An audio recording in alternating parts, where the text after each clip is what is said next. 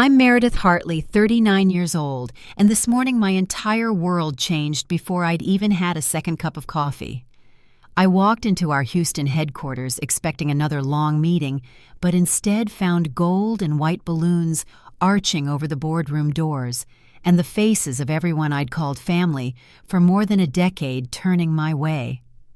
My mother's lilies sat in glass vases along the table, their sweet scent nearly swallowed by nerves in the air. At the head of the table, my older sister Callista smiled like she was accepting an award she'd already practiced giving herself. I stood there clutching my planner with no idea that before the hour was over, my name would be missing from every office door. Before we get too deep, let me know where you're tuning in from down in the comments. And if you've ever walked into a room thinking you belonged, hit that subscribe button. My name is Meredith. Though growing up I answered to Mary, almost as often my dad's doing, always making light, even when things were tight. Our family never had the kind of wealth that bought fancy vacations or marble floors. We measured worth in how quickly you stood up when someone else fell. My folks believed in hard work, kindness, first humility when things went right, and grace when they didn't. I was raised in a modest two-bedroom house learning that sometimes the only thing you get to carry forward is your word. But things changed when Dad's first small company landed its first big contract, and with that came a move across Houston, out of our quiet old neighborhood, and into the thrum of business lunches and power suits. Overnight, I found myself sitting at mahogany tables I'd only ever seen on television, surrounded by people who could buy and sell the town I came from without thinking twice. It was a world where everyone seemed to know the script, but me. I'd learned to keep my head down, to work harder, to be grateful, just to be included, even if it meant missing holidays or staying late when everyone else went home.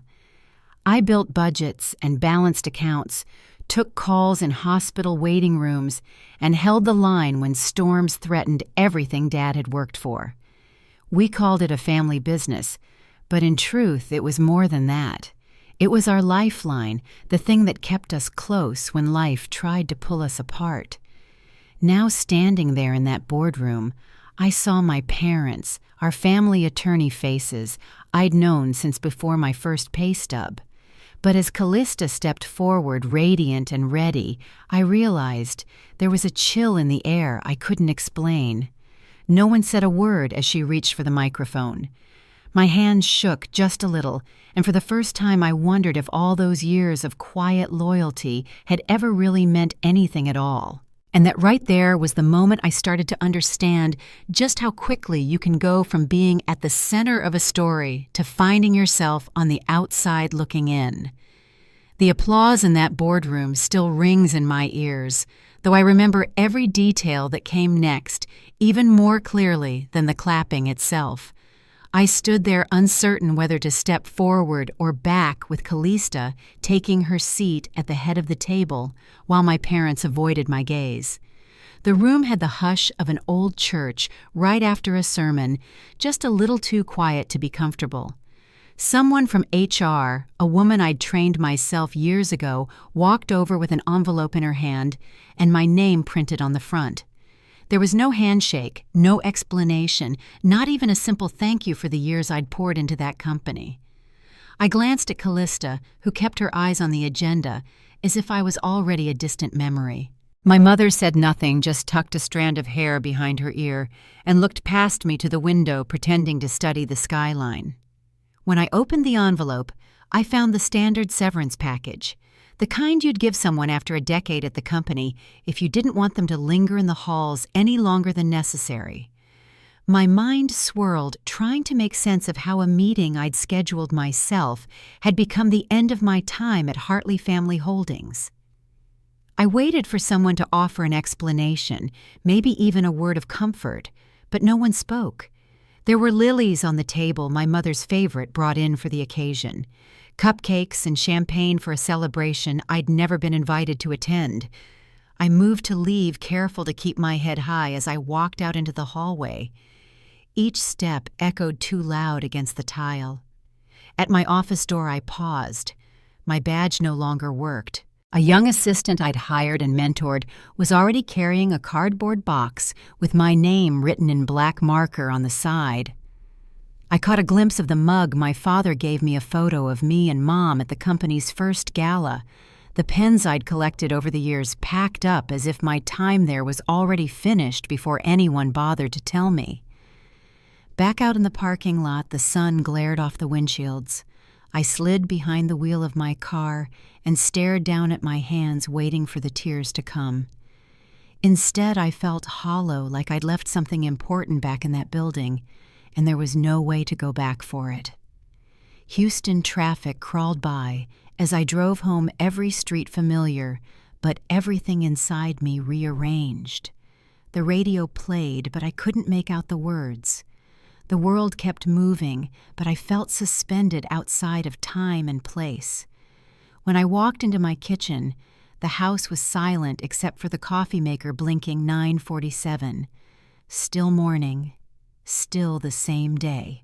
My entire life had been changed by one brief announcement, and now there was nothing left to do but open the box and see what pieces of myself I'd managed to salvage.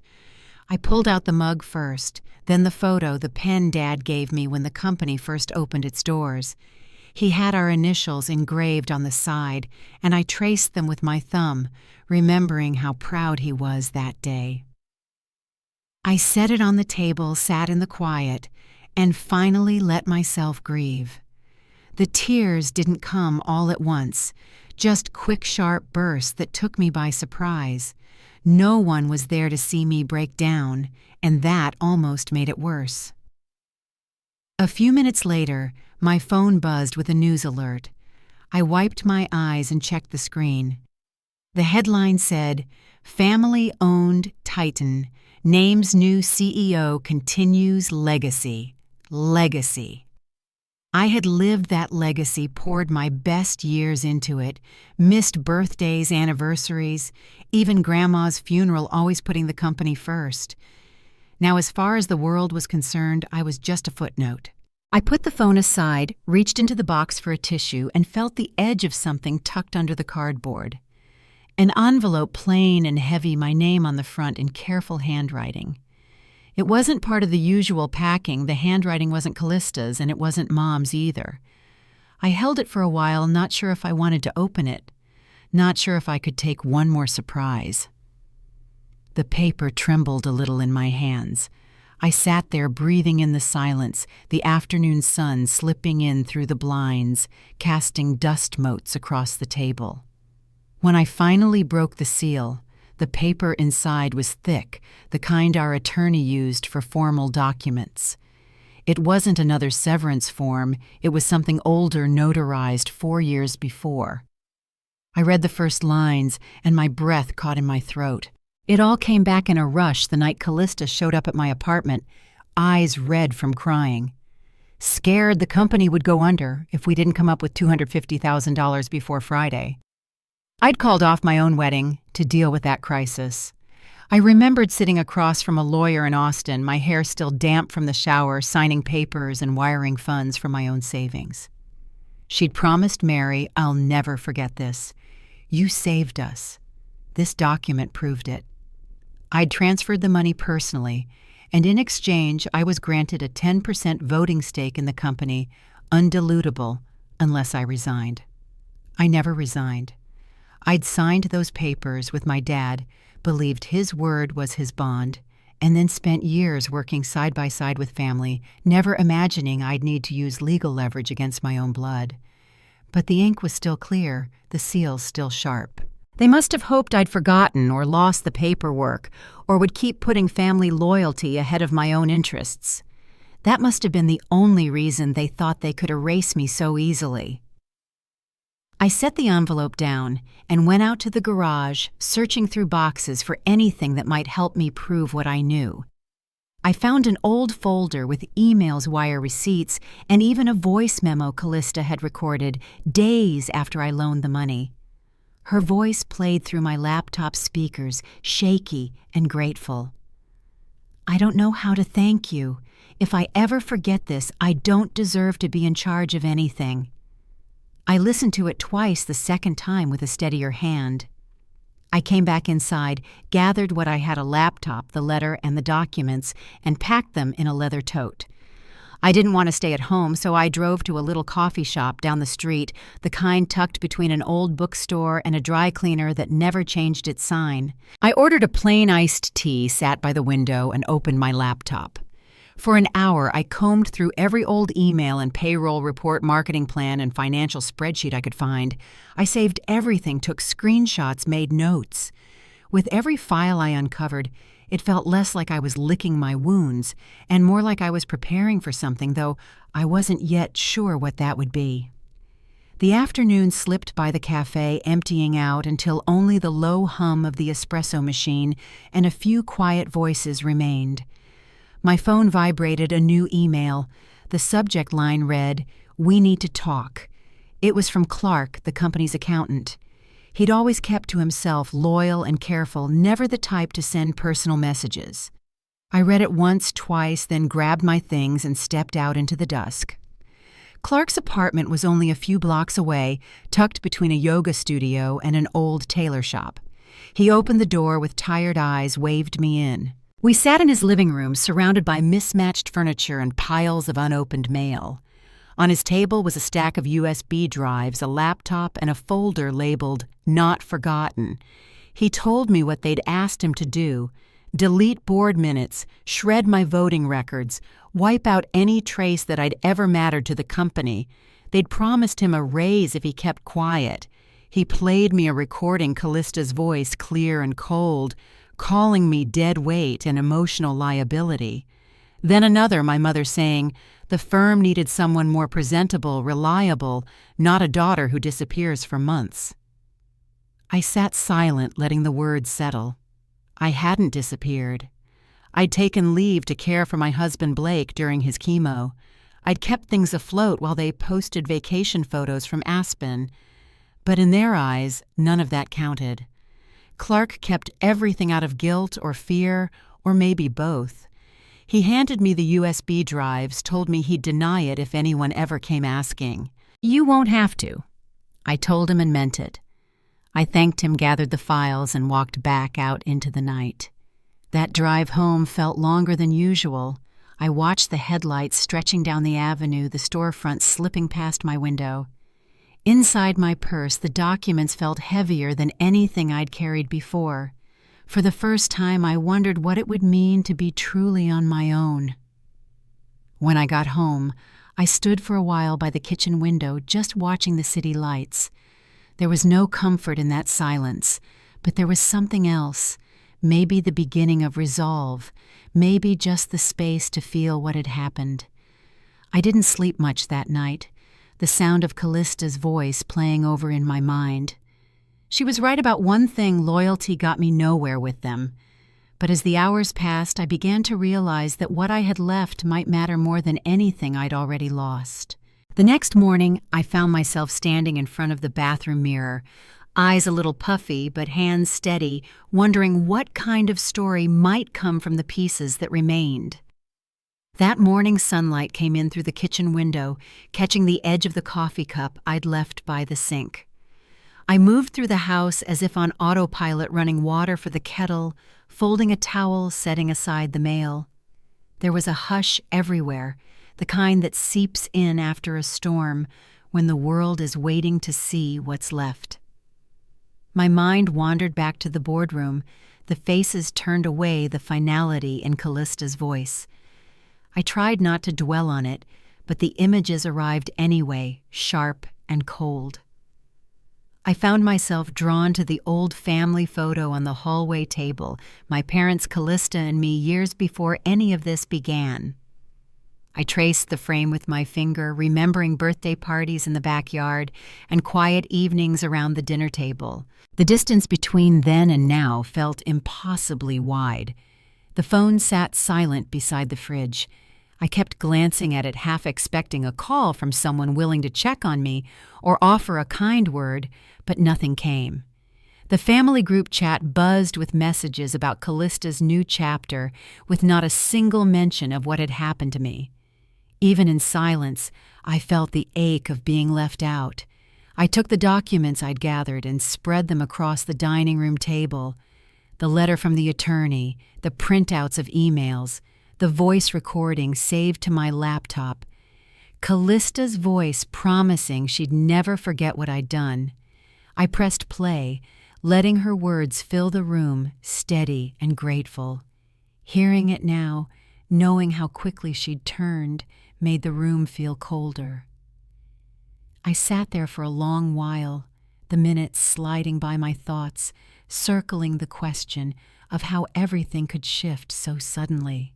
Each paper was a piece of the story I'd lived proof that I hadn't just imagined my part in all of it. I kept myself busy as best I could. I sorted laundry, swept the porch, made a grocery list. I tried to keep things ordinary, hoping routine might fill the gap left behind. Sometimes, though, I caught my reflection in the hallway mirror and hardly recognized the woman looking back, older maybe, or just worn from the weight of it all. I called my husband Blake while he was at his doctor's appointment. I didn't say anything about what had happened, just asked how he was feeling and if he'd remembered to bring a snack for after treatment. He said he had, and we talked about the neighbor's new puppy and the weather for a few minutes before hanging up. The afternoon stretched on. I sat outside for a while watching the wind move through the live oaks out back. The neighborhood was quiet, just a few kids playing 2 doors down, their laughter drifting through the heat. I listened to the hum of the distant highway and the faint clink of someone working in their garage. My hands kept returning to that pen Dad gave me, the initials still etched along the barrel. I remembered the pride in his eyes when he handed it over, the trust he placed in me. I wondered what he would think of all this, whether he would have stood by me or stayed silent to keep the peace. Dinner came and went. Blake came home tired but cheerful, and I did my best to meet his mood. We sat together, plates balanced on our knees, the news on low in the background. He didn't notice my swollen eyes, or if he did, he didn't say. I let him talk about the nurse who always wore mismatched socks, and the man in the waiting room who never remembered his appointment time. It helped in a way to lose myself in the details of someone else's day. Later that night, I lay awake, the ceiling fan spinning shadows above me. Every time I closed my eyes, the images returned the box of my belongings. The stilted applause, Callista's practice smile. I tried to make sense of the silence from my parents, the way they'd avoided my eyes as I walked out. It would have been easier if they'd just been angry, or if there'd been an argument to hold on to. Instead, there was just that polite distance, as if I was nothing more than an inconvenience. The sadness settled in my chest, heavy and unmoving. I spent the next few days in much the same way. I filled the hours with small chores, careful not to let my mind wander too far. I organized the old tax files in the garage, trimmed the rose bushes along the fence, caught up on bills. I responded to the occasional text from coworkers, always brief, always neutral. Nobody wanted to get too close to the one who'd just been let go. The silence was sharpest in the evenings when Blake would drift off early, and I was left alone with my thoughts. One afternoon, a knock at the door startled me. It was a delivery, just a grocery order I'd almost forgotten.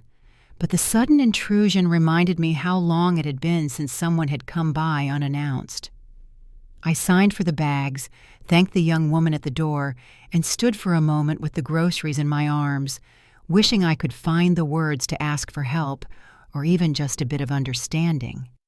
I unpacked the food slowly, letting the simple movements anchor me. I turned on the radio and let an old Motown station play as I cooked. The music filled the kitchen, washing out some of the quiet. I poured a glass of water, set the table for 2, and sat with Blake while he recounted his afternoon at the hospital. He didn't ask about my day, and I didn't offer anything. It was easier that way, at least for now. At night, after the lights were off, I would sometimes reach for the letter again, running my finger over the raised seal, as if to remind myself that what happened wasn't just a bad dream. I'd open the laptop, scroll through old emails, and listen to Callista's voice one more time, trying to make sense of how a promise could fade so quickly. The hardest part wasn't the loss of the job or even the betrayal itself. It was the quiet, the absence of anyone willing to say my name out loud. The world had moved on with Callista at the helm, my parents smiling for photos, and the company press releases celebrating a new era. I lingered in the spaces between, gathering up what was left of my pride, unsure if I had the strength to reach out again.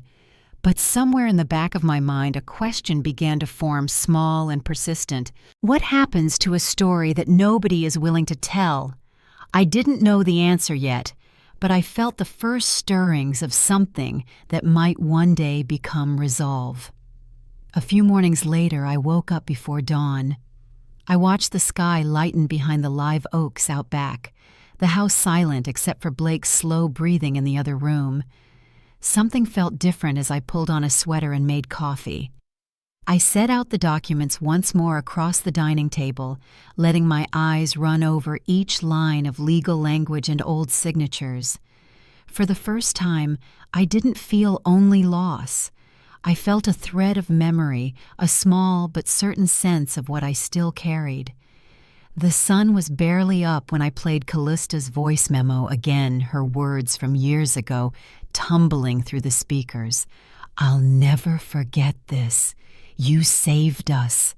Her voice wavered with gratitude, so real I almost forgot what followed. I gathered my papers and receipts into a neat pile and tucked them into the leather tote, careful not to miss a single document. After pouring coffee into a travel mug, I drove down the street to the small coffee shop I'd always favored when I needed quiet. The place had windows that faced east, and booths set low with just enough room to disappear for an hour. I found a corner booth and ordered tea. The staff didn't seem to recognize me from the press release or the news. I was just another customer with a stack of files and tired eyes.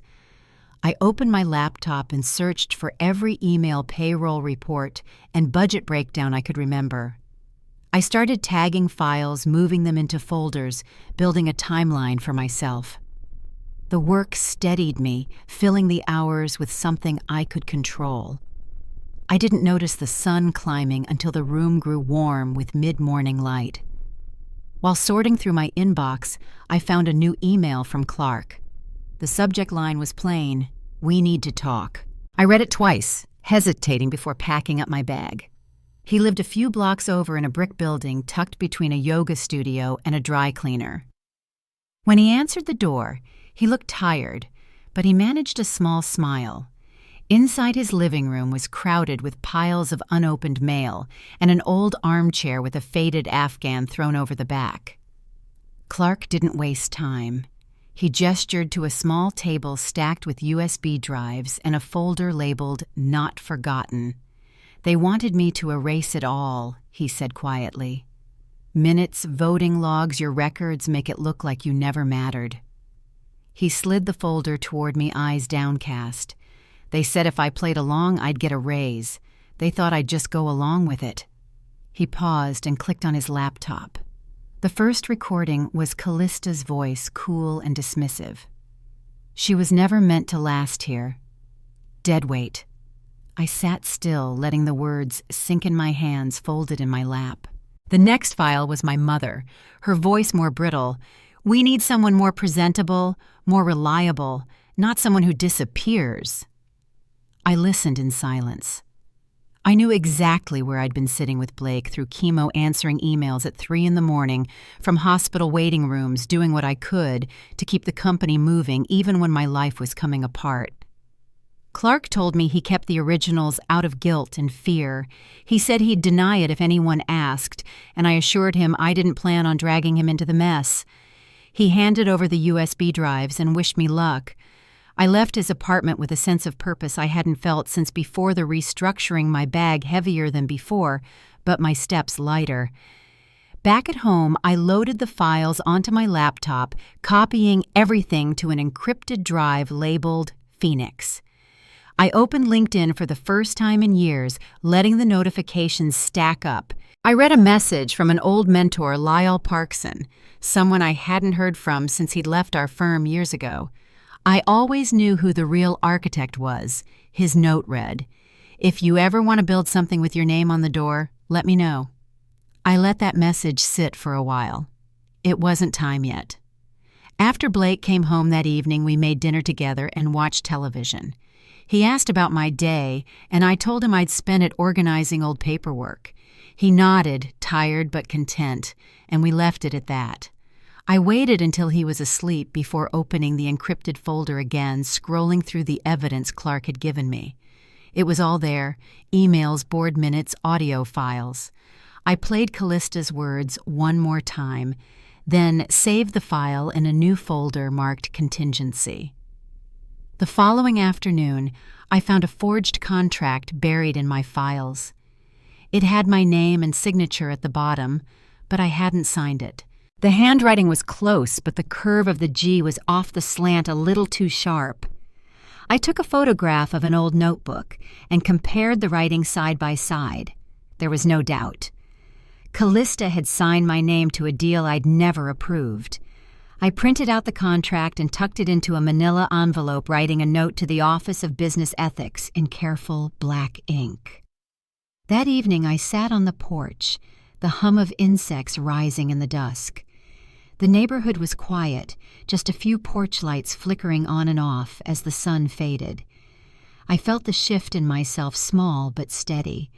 For the first time since losing my job, I sensed something more than grief. I still didn't know what would happen, but I wasn't as afraid. I was beginning to remember who I was before all this started, someone who could hold her own, who could look at the facts and not blink.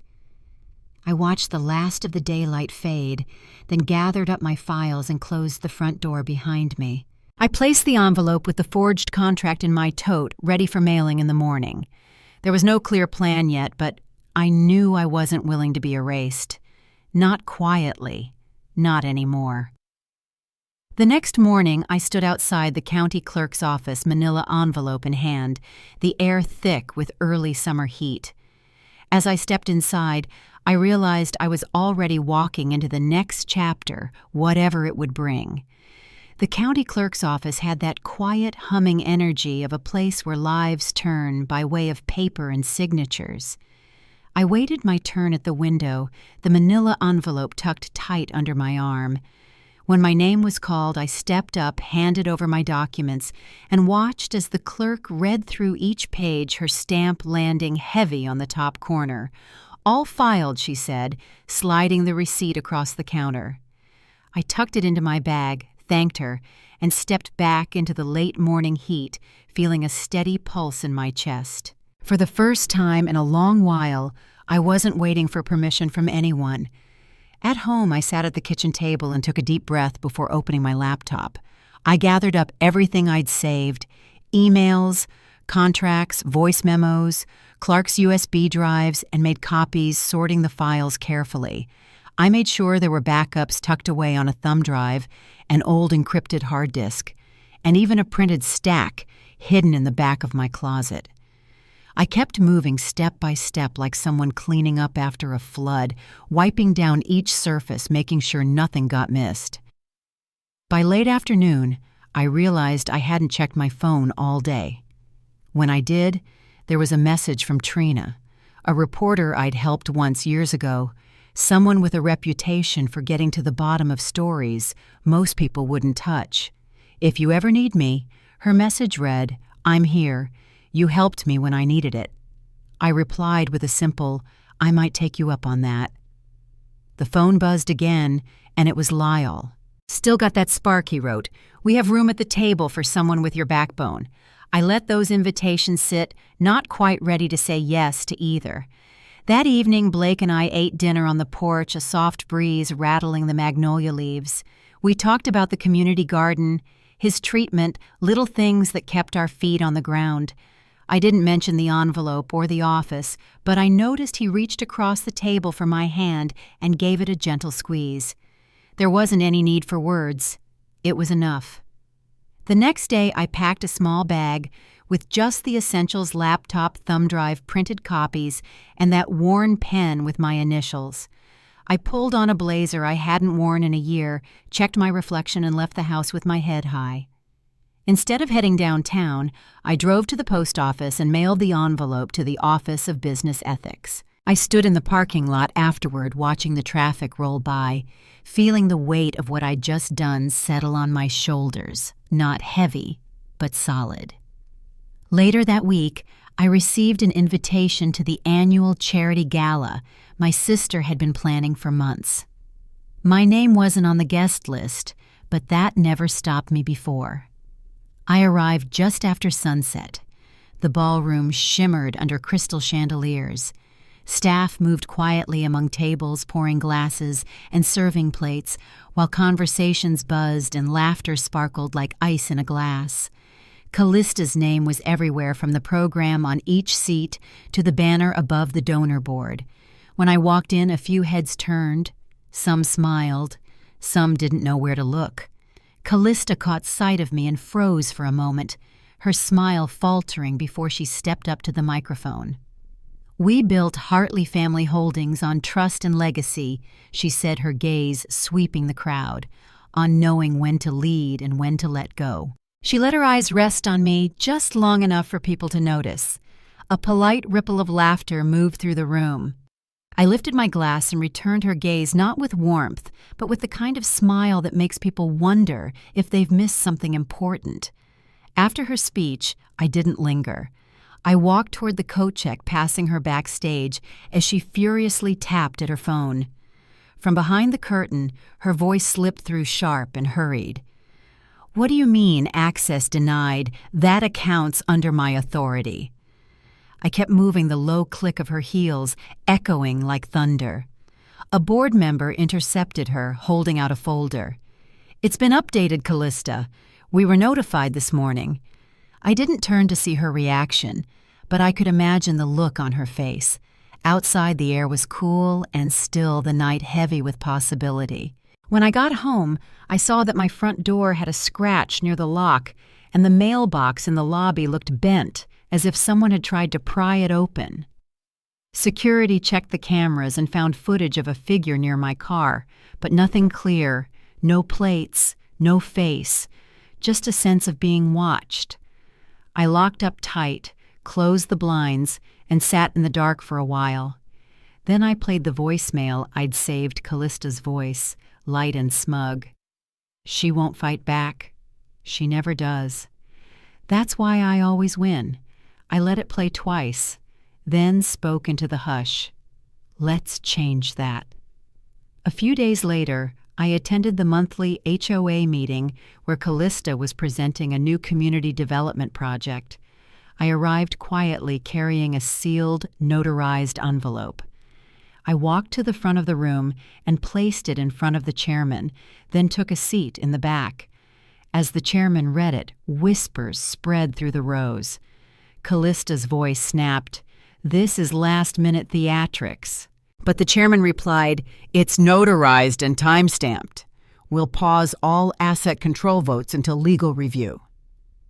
I watched as Callista scanned the crowd looking for backup that never came. Afterward, I slipped out before the murmurs could turn into questions. I met Trina for coffee at a little place near the bayou. She smiled as I sat down, tapping her tablet. "You were subtle but surgical," she said. "The story's there. Silent ouster, forged signatures, shady transfers. Are you ready for this to go public?" I hesitated, telling her I wasn't sure, but I didn't stop her from digging deeper. That evening, I found myself alone again, the day's tension giving way to an odd kind of calm. I pulled out the old family ledger Callista once claimed was lost in a flood and opened it on the table, letting my thumb brush the faded floral cover. I turned on the radio and let Fleetwood Mac play while I reviewed every receipt, every note in my own handwriting. As the last verse faded, I pressed Trina's number on my phone and waited. She answered on the second ring. "I'm ready," I said. I didn't know what would happen next, but for the first time, I felt like my story was finally moving forward on my own terms. I hardly slept the night before the article went live. I spent those hours reviewing every line of the old ledger, checking and rechecking each receipt, each scribbled note in my own hand.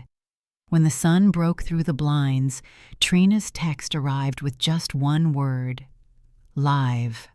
I sat in the stillness, my coffee cooling beside me, and opened the news on my phone. The headline was impossible to ignore: bold, clear, and unvarnished, the silent founder. What really happened inside Hartley Family Holdings. It laid out the truth, plainly tracing our family's history, the documents and signatures, the timeline of decisions and betrayals. Side-by-side images showed my name on founding paperwork, while Callista's photo smiling at an awards gala appeared just below. The story spread faster than I expected. Before noon, my inbox was full messages from old colleagues, clients, and even a few distant relatives. One from Darius, a former intern, simply said, "Thank you for speaking." An early client wrote, "We always respected your steadiness. If you start something new, let us know." The one that gave me pause came from Everglyn Capital, one of our earliest seed investors. "We'd like to discuss next steps." That afternoon, I poured a cup of coffee and stared at the names in my inbox, a quiet sense of validation settling in after so many months of feeling erased. The phone rang just as I set my cup down. Callista's voice came through sharp enough to slice through the static. "Do you think this will fix anything? You think anyone's going to see you as a victim? I built this." I didn't argue. I just let her words hang in the silence and ended the call. By late afternoon, a letter from her attorney landed in my inbox, an official cease and desist threats of a defamation suit, and a stack of so-called evidence attached for good measure. I scrolled through the attachments, recognizing some of the reports and proposals. Then I found it buried halfway down the same falsified ledger from the 2019 bridge grant proposal, the one Callista had used to convince the board I'd become non-essential. Now she was using it in a legal claim, never realizing I'd kept the original all along. That evening I called Mr. Lang, my attorney. His office was small but tidy, his desk always clear except for a stack of yellow notepads. I handed him the floral-wrapped ledger, letting the weight of it rest in his hands. He flipped to the right page, running his thumb over my handwriting. "Well," he said softly, "this just turned into perjury." His eyes sharpened. "We're not on defense anymore." Word traveled fast. By nightfall, the story was picked up by national news, never front page, but loud enough to shake the halls of Hartley Family Holdings. I drove past the old office park that night, slowing as I passed the building where it all began. Most of the lights were off, but in my old office, a warm glow shone through the blinds. I parked and walked in with the new tenant's permission, an architect who'd admired what we built. My desk was gone, but the old pine chair my father made years ago was still there. I ran my hand along the grain, the initials RG, faint but still visible. I didn't feel like a placeholder anymore. I felt like someone who'd finally put her name to her own story. 2 weeks later, I stood outside the courthouse, the manila folder with my evidence under my arm. I waited until the last minute before going in, wanting to remember how it felt to stand there steady, not afraid. Inside the room was hushed. Callista sat at the other table, dressed to impress her lawyer, looking more nervous than she did. The judge's words were clear and measured. He pointed out the discrepancies between the document submitted by the plaintiff and the original ledger provided by the defense. Submitting forged records to this court is not just an error, it's a criminal offense, he said, looking directly at Callista. She didn't speak. Her jaw tightened and her eyes grew wide, but she never looked at me. The judge went on. Given the submission of fraudulent material, This case is referred for criminal review under Penal Code 115. Financial penalties are ordered to be paid to the defendant for damages incurred. Just like that, it was over. I stepped outside into a crowd of reporters, microphones, and cameras catching the late afternoon light. I walked past them all without stopping. The story could speak for itself. Later, I met Trina for coffee, the two of us sitting near a sunlit window. She stirred her drink and glanced at me. "Do you regret any of it?" I thought about the years spent behind the scenes, the missed weekends, the nights answering emails while sitting in hospital rooms, the silence at every family celebration. I shook my head.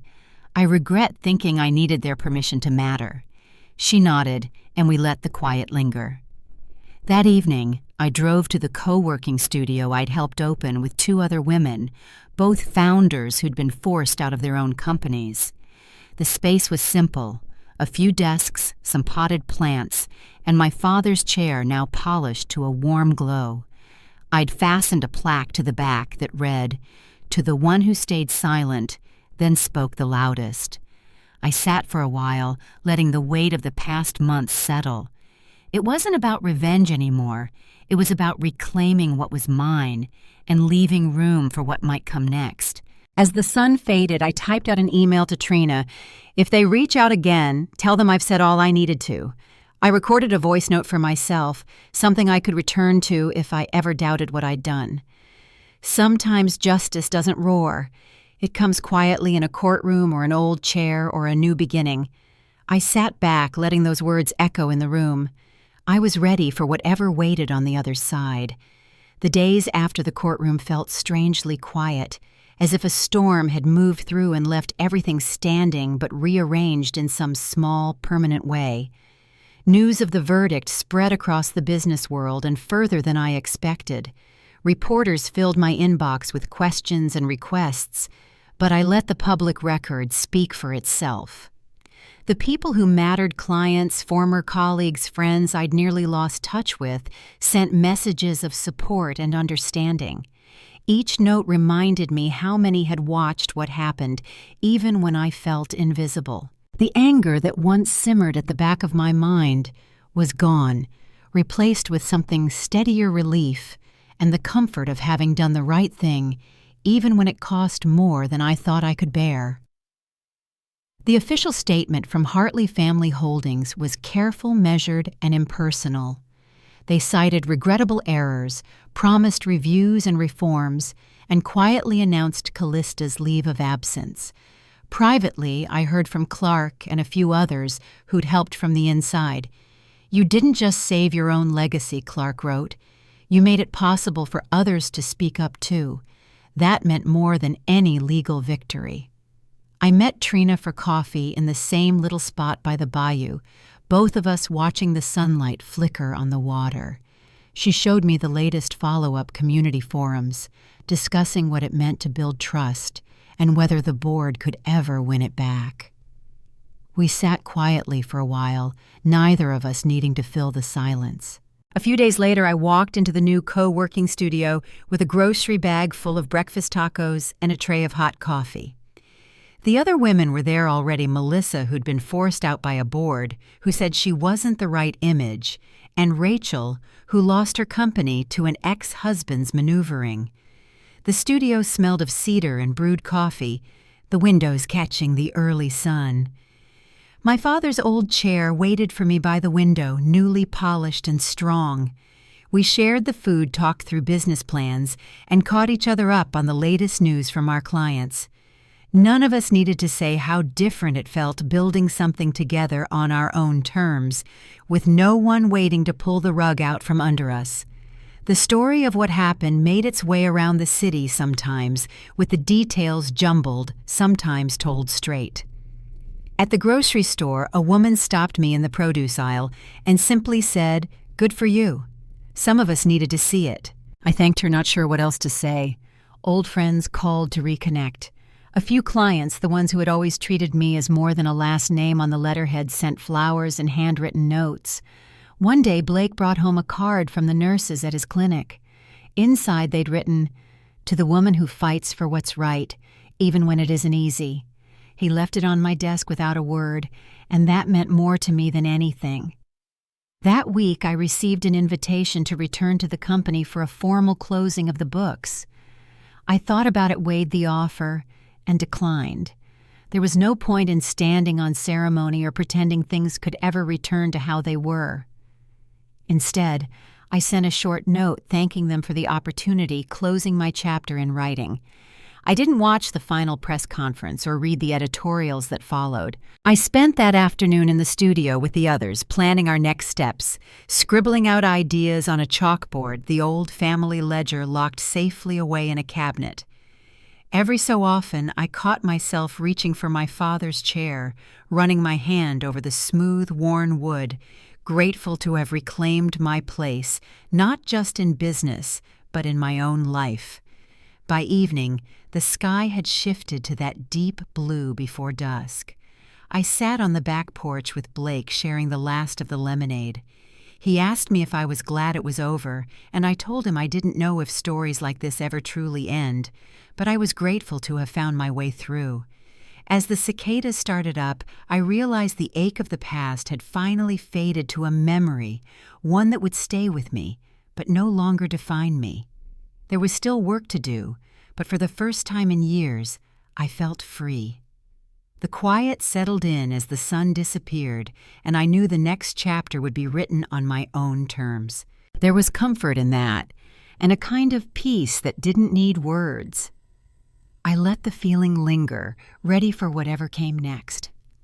As summer settled into its slowest days, the noise around my family's story faded, leaving room for something softer to take its place.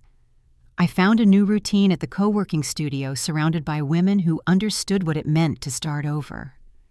Each morning I unlocked the door, set down my bag, and took a moment in my father's old chair by the window. Sometimes I'd watch the street below as sunlight spilled over the floorboards, and I'd think about how much had changed since that first morning when everything was taken from me. Blake was doing better, his strength coming back in small, steady ways. We spent more evenings together sharing dinners that didn't come out of takeout boxes, talking about things that had nothing to do with lawyers or business meetings. The garden out back finally started to bloom, and there was a quiet comfort in tending the flowers, trimming away the dead branches, making space for new growth. The women at the studio became more than business partners. They became friends, the kind who showed up with coffee on a hard day or sent a quick text just to say, "Thinking of you." It wasn't the family I'd been born into, but it was the one I'd chosen for myself. There were moments even now when I'd catch myself remembering all the years I'd spent trying to earn a place at the table, hoping for a word of praise that never came. Sometimes I'd feel a pang for the sister I used to believe in, or the parents I once thought saw me for who I was. But those feelings didn't linger. They faded, replaced by something steadier, a sense of worth that no board vote or headline could ever take away. Looking back, I know I didn't win because I fought harder than anyone else. I made it through because I refused to let someone else decide my story's ending. It wasn't about revenge or even justice in the way most people imagine it.